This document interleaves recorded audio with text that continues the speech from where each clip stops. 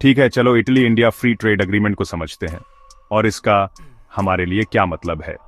तो हाल ही में इटली और इंडिया ने एक फ्री ट्रेड एग्रीमेंट पर सहमति जताई है और आप सोच रहे होंगे कि यह हमारी डेली लाइफ, बिजनेस और इकोनॉमी को कैसे इम्पैक्ट करेगा। सबसे पहले चलो समझते हैं कि फ्री ट्रेड एग्रीमेंट या एफटीए असल में क्या है।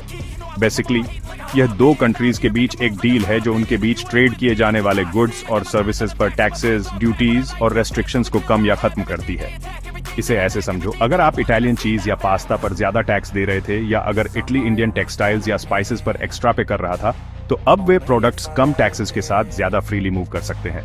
अब नंबर्स की बात करते हैं। इटली यूरोपीय यूनियन में इंडिया का 5वां सबसे बड़ा ट्रेडिंग पार्टनर है। 2023 में दोनों कंट्रीज के बीच ट्रेड लगभग $15 बिलियन तक पहुंच गया।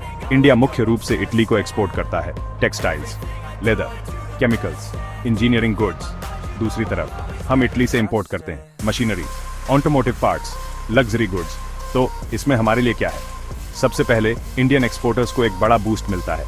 कम टैरिफ के साथ इंडियन प्रोडक्ट्स इटालियन मार्केट में ज्यादा कॉम्पिटिटिव हो जाते हैं। इसका मतलब है जॉब्स, ज्यादा इनकम, खासकर sectors textiles, leather, IT services.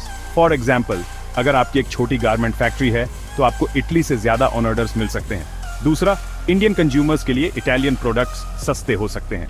Italian fashion, कारें, चीज। लेकिन याद रहे, यह सिर्फ सस्ते इंपोर्ट्स के बारे में नहीं है। हमारे बिजनेस को एडवांस्ड इटालियन टेक्नोलॉजी, मशीनरी तक एक्सेस मिलती है।